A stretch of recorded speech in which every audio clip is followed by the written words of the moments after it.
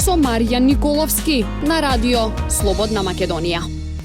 Добар ден, почитувани слушатели. Денеска е среда, според календарот на Македонската православна црква и верскиот календар. Денеска е последниот ден на 2015 година, утре треба да биде нова година. А инаку според световниот календар, нели по кој што се раководи државата, тоа е Григоријанскиот календар, денеска е 13 јануари. Сепак во овој круг денеска нема да зборуваме ниту за верата, ниту за религијата, иако со мене е човек кој што е одличен познавач на таа проблематика, меѓутоа ќе зборуваме малку повеќе за политиката во предвечерието на она што треба да значи некаков финиш од договорот од Пржино, најавата на посета на еврокомесарот Јоханес Хан во текот на утрешниот ден. Минатите 2 дена беа овде пратениците во посета на Македонија. Премиерот Никола Груевски беше на средба со американскиот потпредседател Џо Бајден. За сите овие теми, мој денешен гостин е универзитетскиот професор Оливер Андонов. Добар ден, професоре. Добар ден. Христос се роди за многу години новата година, да сте живи и здрави вие, слушателите и граѓаните на Република Македонија. Значи, започнаток во суштината на денешниот круг, една ваш пресек на сите овие средбата на премиерот, патувањето во Вашингтон, посетата на еврокомесарот најавена за утре, најавите за односно вчерашните посети и ставовите на европратениците и 15 јануари, нели датумот кога треба да се според договорот од Пржино, или според моја пресметка е 16, бидејќи 100 дена до 24 поради 29 април оваа година, нели февруари е фактички 16, меѓутоа плюс минус еден ден, сепак еден период од заокружување на она што значи реализација на политичкиот договор од Пржино. Во каква состојба се наоѓа Македонија? Ова компилација на повеќе прашања кои се наметнуваат пред се од политички аспект предизвикуваат не само политичко влијание, тука има и безбедносно влијание, долгорочни други влијанија врз Република Македонија, врз незиниот развој, врз демократските процеси, а пред се врз незината стабилност.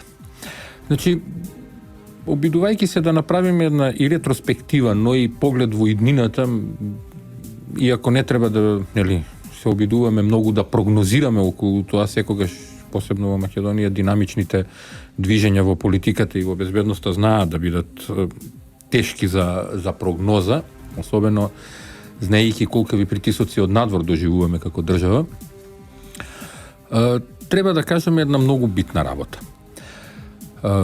Колку и да се обидува опозицијата да ги измести датумот, да го измести конкретниот датум за избори 24 април, а во меѓувреме да постигне оставка на премиерот Груевски и останување на нивните министри во владата што подолго, не се совпаѓа со Пржинскиот договор. Значи, гледајќи малку ретроспективно, може да кажеме дека Социјалдемократскиот сојуз играше на две варијанти, да така кажам, во овој период. Првата варијанта беше да се обструираат колку може сите процедури кои требаше да се направат, односно сите така наречени реформи предвидени со Пржинскиот договор, и тоа преку давање најчесто лоши предлози за да се доведе ВМРО ДПМН во цајтнот, односно да се доведе владата во период кога во последните, што се вели, крајни рокови од донесување на определени закони, а карактеристичен пример за тоа беше законот за медиуми, како и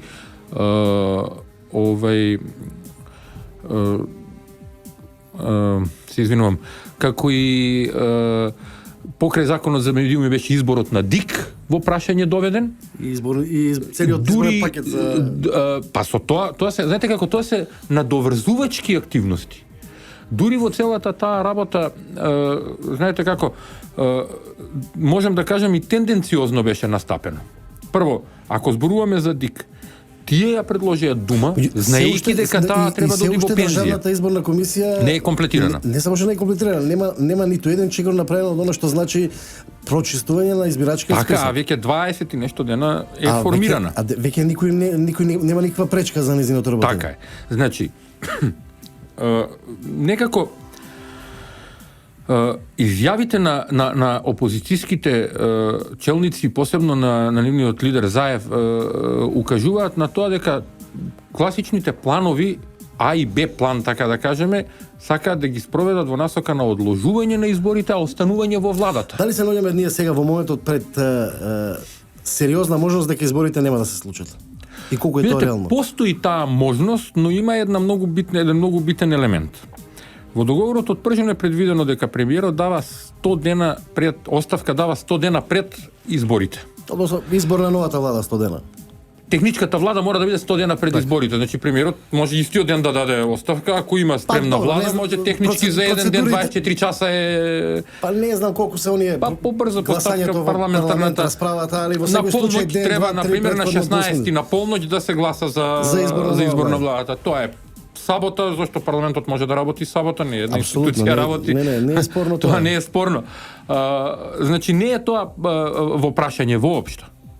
Значи воопшто не е во прашање, посебно имајќи предвид дека премиерот Груевски треба да предложи мандатар од нов технички мандатар од составот на ВМРО ДПМНЕ или некој нивен експерт близок, не знам. Тоа веројатно тој знае како ќе го менаџира.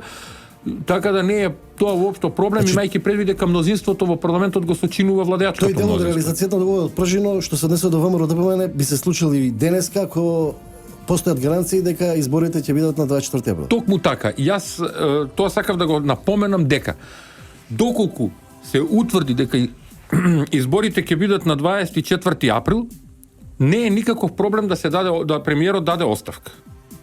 И дека потоа ќе стапи на сила техничката влада и се ќе си тече сосема нормално. Која попречува работата на Државната изборна комисија да во текот на функционирањето на техничката влада може да го прочисти избирачкиот список и така натаму. Опозицијата го отвори тоа прашање дека и вчерашното интервју на Заев и неколку изјави претходно минатите недели дека изборите за СДСМ не се спорни, дека треба да се одржат, меѓутоа треба да се создаде атмосфера како што велат тие за фер и демократски избори. Тој дури во една изјава кажа дека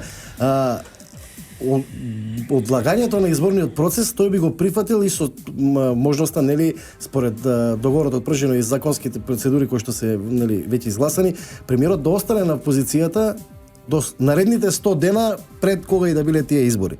Ама токму тоа сакам да ви го кажам, тоа е вториот план, тоа е планот Б. Ако планот А беше да се одложуваат изборите што повеќе, па имавме закон за медиуми во кој СДСМ, ја не знам, понекогаш се прашувам зашто, например, едно време реагираа медиумите, али многу кратко беше тоа, во неколку дена. Денеска никој не се сеќава дека СДСМ сакаше да донесе закон кој го немаше ни во бивша Југославија таков закон за медиуми како што сакаше СДСМ со предлогот нивен да действува. Понатаму пак се враќам на тоа, беше Државната изборна комисија. И сега доаѓаме до тоа, значи сега успеавме се да завршиме во тој аспект, не даде ВМРО ДПМНЕ слабост, односно владата во тој период. Сега одиме на варијанта 2. Целта е да се одложат изборите, ама да имаме наши министри внатре. Ова ме потсеќа, знаете на што? Морам да го кажам тоа. Значи силно ме потсеќа на состојбата од 2001 година. Дали се сеќавате, морам заради подсетување на граѓаните, а посебно заради помладите граѓани кои треба да го знаат тој момент. За 2001 и дали идентично се враќаме веднаш по кратката пауза. Круг со Маријан Николовски на радио Слободна Македонија. Се враќаме назад, почитувани слушатели, повторно во кругот. Мој денешен гост е универзитетскиот професор и политички аналитичар Оливер Андонов. Застанавме кај сценаријата околу можноста за одложување на изборите. Професоре, велите дека сликата многу потсеќа на 2001 година. На што точно мислите? Не мислам на војниот дел, мислам само на политичките актери и начините како се игра во целата работа. Значи, ако се сеќавате, морам да го кажам тоа ради подсетување и на јавноста, посебно на помладите граѓани на Република Македонија кои немаат чиста представа за тоа како се случува политичките одвивања 2001 година, додека единиците на АРМ и Министерството за внатрешни работи водеа борби со тогашните терористи. Ние имавме обструкција да не можеме да спроведеме мобилизација, бидејќи тие луѓе кои ги викавме на мобилизација од резервните единици ги упатувавме како на војна вежба. А се бараше од владата во тоа време собранието да прогласи вонредна или војна состојба барем на дел од територијата од Македонија за да може да се действува по сите правила и прописи како што треба. СДСМ се спротивставуваше на тоа. Се додека состојбата до тој степен ескалираше, па нели се вклучи Пердју и Леотард тогаш, сега еве паралела ако правиме, имаме повторно обструкции, повторно имаме меѓународни представници тука, тројцата членови на Европарламентот, па Хан, па Соединетите американски држави, па нели Хојте, Олеснувач и така. Значи, сето тоа потсеќа на истиот принцип на работа, само што малку актерите, луѓето се различни. И тогаш имавме состојба во која СДСМ влезе во коалиционата, така наречена широка влада, гледаше што подолго да остане во неа, а ништо не придонесе за конкретна стабилизација на Македонија. Сметате дека целта на СДСМ е сега да остане подолго во ваква влада? Да. Го тврдам тоа, знаете од кој аспект го тврдам. Бидејќи по нивното однесување сега во владата како се однесуваат, тоа е многу забележливо. Си се однесуваат комотно, ја критикуваат владата, работата на владата во која тие се членови, бараат пропусти во министерствата кои за волја на вистината и може да се случат, како што во секој државен орган, во секоја институција, во секоја работна организација, па дома ни се случуваат пропусти. Која е целта да создадат за да создадат состојба во која ќе ги парализираат институциите на системот со нивни активности кои би воделе во таа насока. Тоа се, например, поднесуваш кривични пријави, обструираш извршување на определени активности. Нели? Тоа е негативен политички поен, ќе се укнижи на нивно конто. Да, ама они така размислуваат. Како размислуваат 2001? Ја обструира функцијата и на армијата и на полицијата во определени моменти, за да излезат на некои 7-8 месеци пред изборите од влада и продолжат да делуваат како опозиција и да доаѓаат на власт. Сега да кажеш дека на Заев му е покомотно да биде у неговите министри да бидат у владата, да. Макар и Груевски бил премиер подолго на таа влада. Тоа е вториот дел. Вториот дел.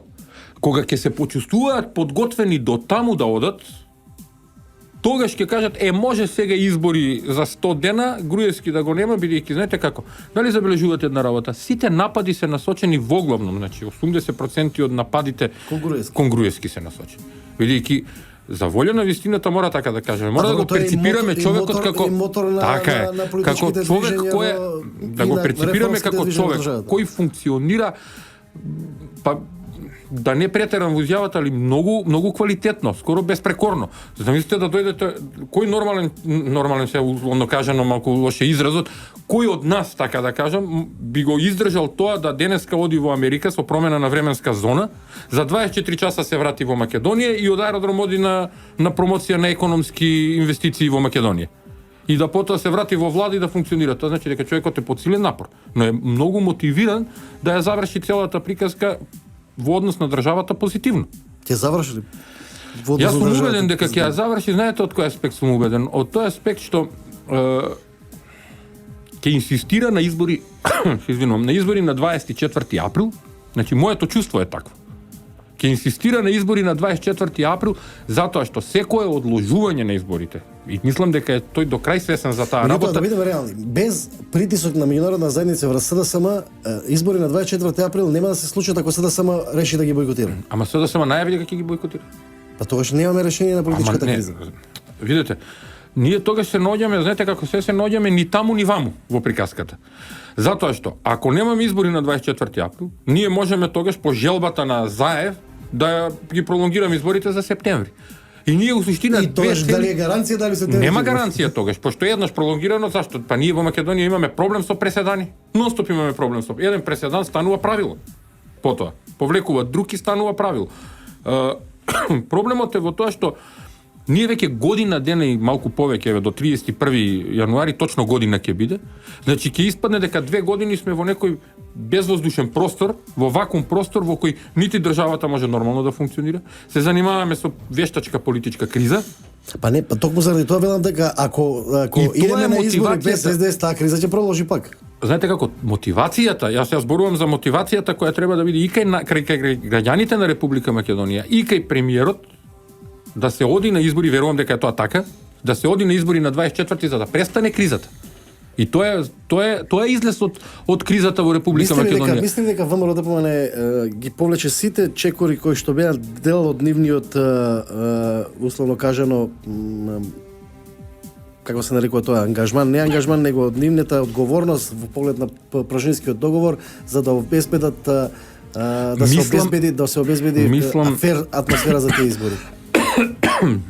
Мислам дека ги повлече со тоа што не дозволи да биде дотеран до зид и да му бидат наметнати решенија. Тоа е онаа што го уништи планот на СДСМ. Значи, ако зборуваме за законот за медиуми, ВМРО ДПМН можеше да каже у старт, кога го предложија таков како што го предложи, добро се согласуваме. И СДСМ ќе нотираше, добро, сега ние презимаме власт над медиумите и ќе правиме што сакаме. Бидејќи тоа се неколку, знаете, точки во споставувањето на политичка контрола. И тие предлози и за медиумите, и состојбата во ДИК што се одвиваше, и сега околу списоците што се одвива, и по однесувањето во МВР. Меѓутоа, и да беа прифатени медиумите, веројатно СДСМ ќе најдеше друг изговор дека пак... Не, секако, тоа не доаѓа предвид дека ќе најде. Има палета на работи кои може да ги направат. Наред останува судството, нели пакетот за судски реформи. За судски реформи, нели уште не е отворен. Така. Значи има работи кои тие имаат палета на работи кои знаеа и свесни беа дека не може да се реализираат брзо. Но зошто тогаш даваа гаранции пред хан СДСМ дека на 24-ти треба да има избори? Затоа што сакаа политички да играат. Затоа што им одговараше така да играат. И сега предлагајки, знаете како, ајде да го тоа малце тривијално објасниме. Ако ја вам ви понудам непристоен предлог, за очекување вие да не го прифатите. Колку и да е тоа политика, вие ќе кажете, извинете, јас тоа не можам да го прифатам на моја штета, или ќе дојдам дома и ќе ви кажам ќе ви ја купам куќата за 5 евра. Ќе кажете, не, извини, тоа не може, ама мора. Ама не може. Ние се договоривме да ја купиме, ама ќе се договараме за цената. И се извинувам на тривијалноста, тоа од прилика во политиката е така. Ние ви предлагаме закон. И стојат они на тоа дека така треба да оди, и сега кога другата страна ќе се спротистави на тоа, ќе ја дотерат до крај работата, пошто се врзани со рокови, нели? И ќе почнат на ванхуите да му велат, сега пак парафразирам малку, пластично го објаснувам тоа, ајде сега вие како посредник влијајте врз нив. И кога ВМРО ДПМН излезе со таа теза дека еве, понудете било кој закон за медиуми од земјите членки на Европската унија, ние веднаш го прифаќаме. Сите се повлекоа. Така. Правиме тука уште една кратка пауза, потоа влегуваме во вториот дел од денешниот круг. Круг со Маријан Николовски на радио Слободна Македонија. Почитувани слушатели, повторно назад во кругот, продолжуваме со денешен гостин професорот Оливер Андонов. Зборуваме за одвајањето на СДСМ и можните разврски во која насока политичката криза во Македонија ќе се движи во предвечерието на оној нели 15 јануари, кога треба да се наводно или кога треба да како според Прошинскиот договор да се формира основно кажано техничката влада. Професоре, спомнавме неколку сценарија, меѓутоа кој според вас е крајното сценарио и целта која сака СДСМ да ја постигне со овој еве сега пред ден 2 3 5 пред формирањето на таа влада, најавување дека изборите можеби не треба да се одржат сега? Значи, што и да каже лидерот на опозицијата, има една многу битна работа. Пред се СДСМ чувствуваат дека не се подготвени за избори и сакаат што повеќе да ги одложат. Но, во тој период, кој следува по 15 јануари до одржувањето на изборите, ако може да остварат некако да премиерот Груевски не биде премиер. И затоа и напоменав, 80% од нападите врз институциите на државата се насочени кон него. Зошто тоа да го направат? Затоа што кој да дојде како технички премиер, многу потешко ќе може да ги менаџира работите, посебно ако биде човек кој не бил во владата, не знае како функционираат некои работи, многу потешко тој ќе може да ги менаџира работите, значи во владата, и со други зборови едноставно да се чувствуваат што покомотно во владата, да ги парализираат институциите на системот колку е можно повеќе, за да добијат на време и да создадат атмосфера. На СДСМ му треба атмосфера да премногу долго трае оваа работа. Состојбата меѓу граѓаните на Македонија е толку наелектризирана, толку поларизирана за многу работи. Луѓето се презаситени од ова што ни се случува и буквално да едва ја очекуваат да дојде нешто и да кажат, ајде, кој сака само да биде нешто од ова. Да се заврши оваа состојба. Со други зборови, велите дека најдобро за СДСМ би било Груевски да поднесе сега оставка, а избори кога може. Кога може? Кога нив им одговара? Кога тие ќе почувствуваат дека е за нив времето за избори. И тоа мене се ме асоцира на тоа. Значи се ме асоцира дека оди натаму целата нивна приказка, нивниот план е тоа. И тоа е многу едноставно. Во тој план тие ги користат сите инструменти кои им си механизми на располагање. И многу интересно, ниту еднаш не слушнавме СДСМ да понуди програма и да преку таа програма побара изворот на моќ за добивање власт го добие од народот. Значи да се верификува кај народот. И затоа и почнав на почетокот на нашиот разговор со паралелата од 2001. И тогаш се повикуваа на странците. И тогаш беше некој Пердју и некој Леотар да ни скројат договори, да ја преуредат. Дури државата ја преуредија за да може да дојдат на власт. И денеска се спремни да ангажираат луѓе од надвор за да ги доведат на власт. И тоа во некој релации во јавноста во Македонија го пласираат како теза дека ние ќе дојдеме поради тоа што странците не подржуваат. Една работа да расчистиме. На Вашингтон и на Брисел не им е важно кого ќе поддржат. Тоа се Тие сакаат стабилна држава. Македонија мора да зрачи стабилност.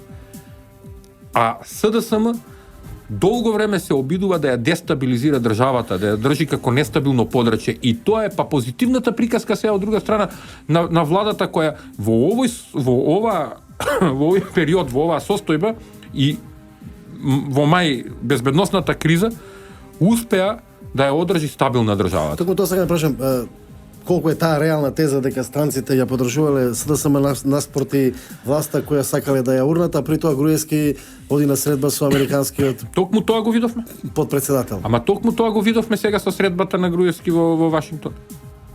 Ние, видете сега, ниту во Вашингтон не можеме да бидеме на чисто. И ако ги земеме оценките на аналитичарите или новинарите од страната на СДСМ и тие велат признаат дека всушност странците не стојат зад СДСМ, односно веројатно не препознаваат како што велите вие стабилност во политичкото дејство на таа партија, па за да можат да не се работи само за тоа.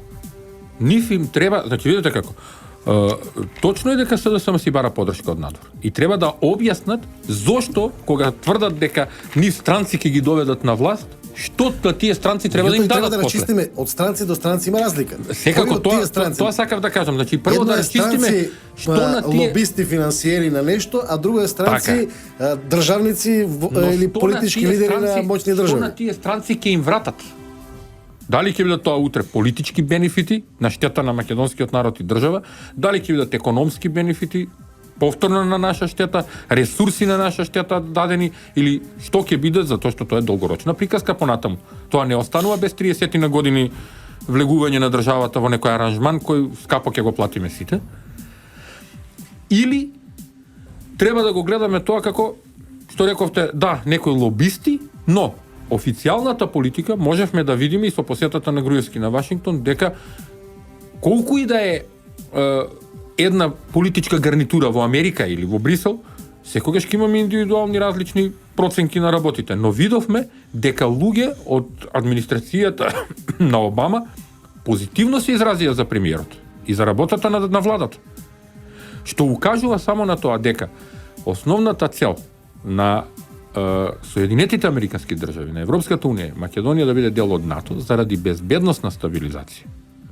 Јас посериозно ги разбирам пораките од Вашингтон отколку пораката на Ховит во интервјуто за Телма.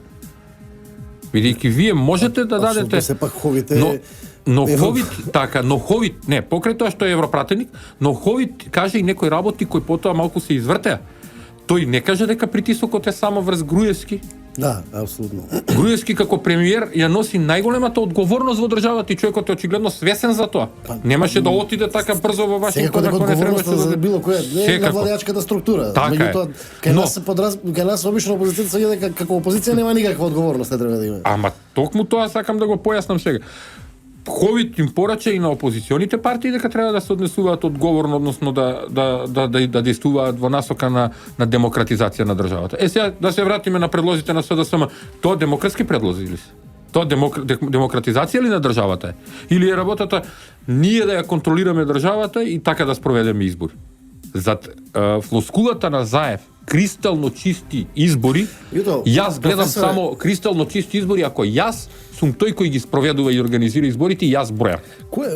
Мене пак е на работа ми е многу чудно во однесувањето на СДСМ. Која е логиката и на одложување и на велите вие и на можноста нели за условно кажано учество па користење на државни ресурси преку тие министерства, кога моја проценка е дека не техничка влада, не Груевски да не биде Заев да биде премиер на таа техничка влада, како што стои расположението сега, веројатно како што според мене ќе се продлабочуваат уште по-далеку ќе се продлабочуваат разликата меѓу ВМРО и СДСМ во корист на ВМРО, да биде така да Заев да биде премиер на таа техничка влада, ќе ги изгуби тие избори. Знаете како, има тука многу интересна цел.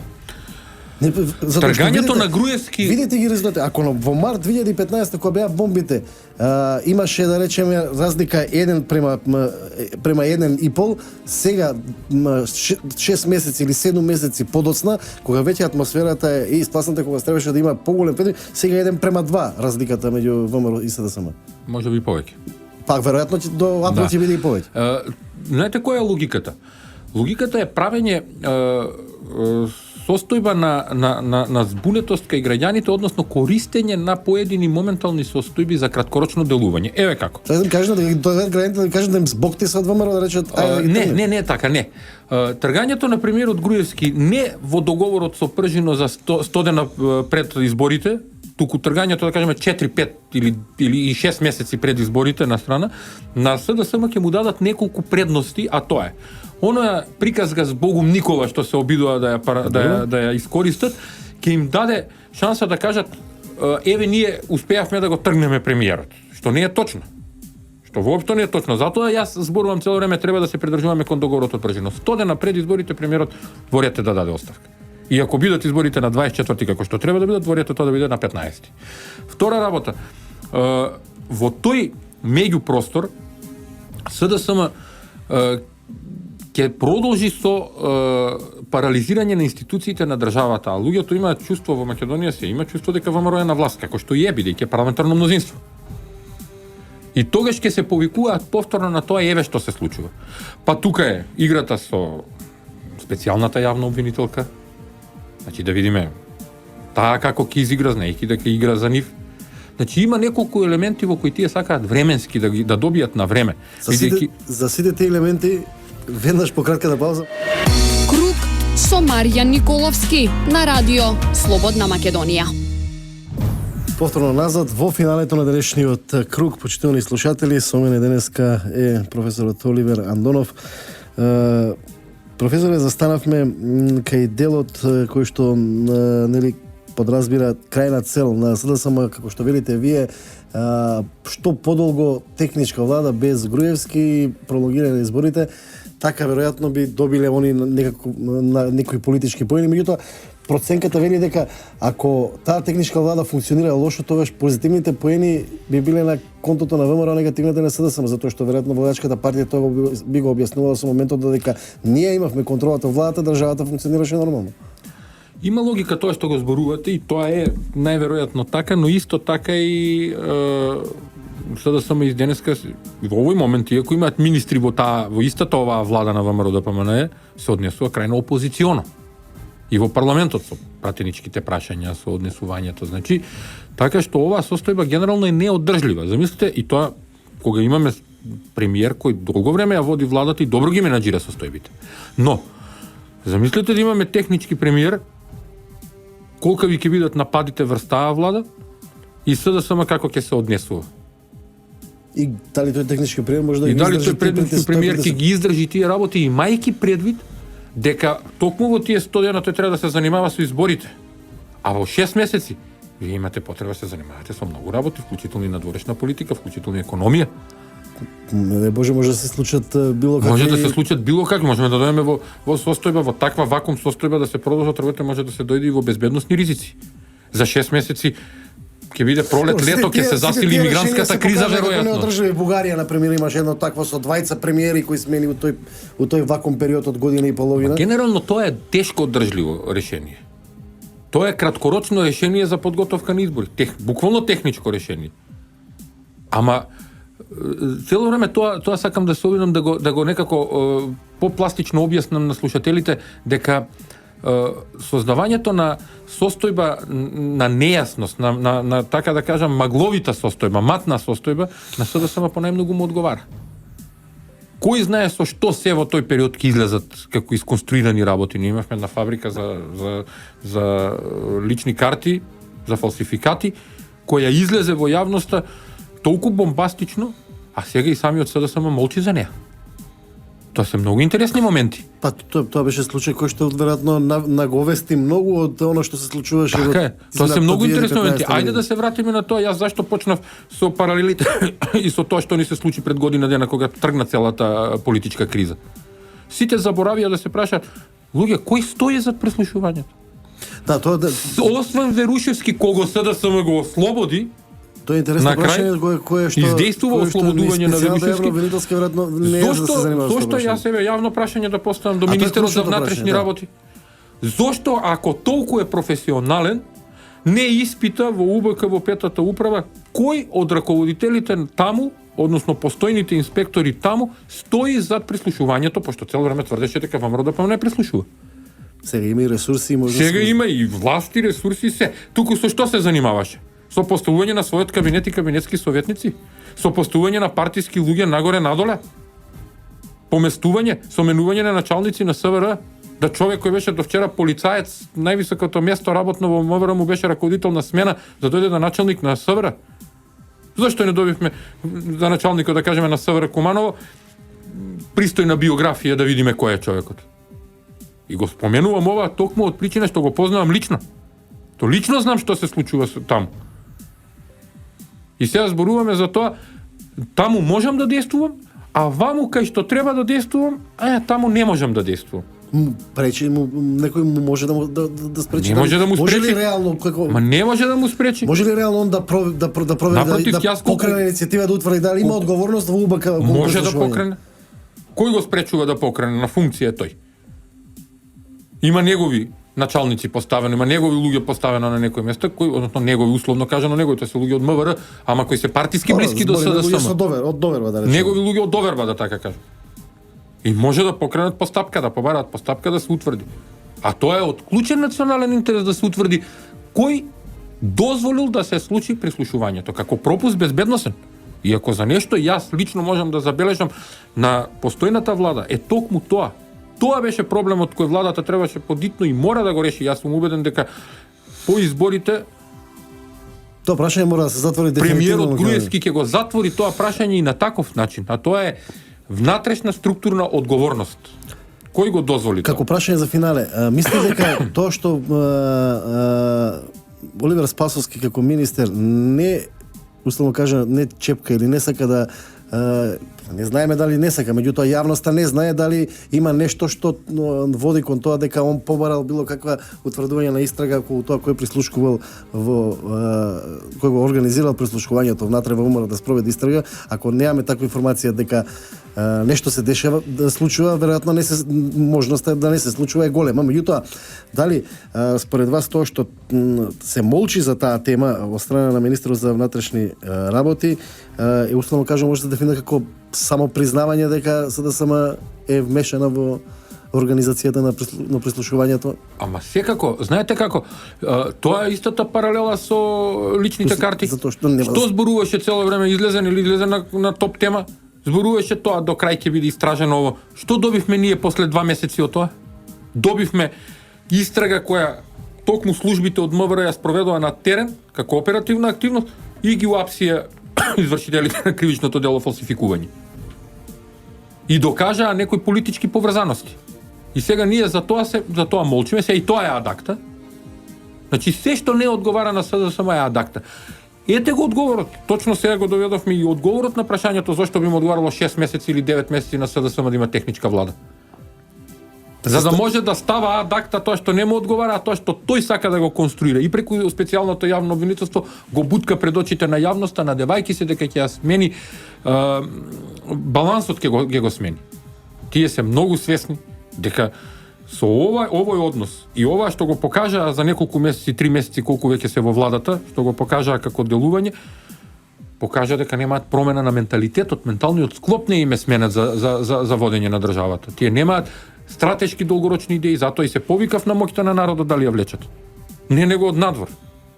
А народот мора да биде свесен во Македонија дека се што се влече од надвор моќ, скапо ќе се плати.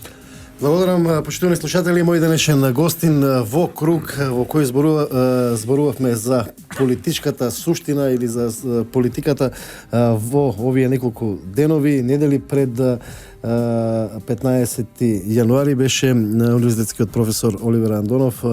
Професор, јас ви благодарам. Почитувани слушатели, Круг е емисија на Радио Трговското друштво, Радио Слободна Македонија. Јас сум Маријан Николовски, уредник и водител на емисијата. Емисијата е во продукција на Радио Слободна Македонија. Денеска е 13 јануари. Имајте пријатен ден. Круг со Маријан Николовски на Радио Слободна Македонија.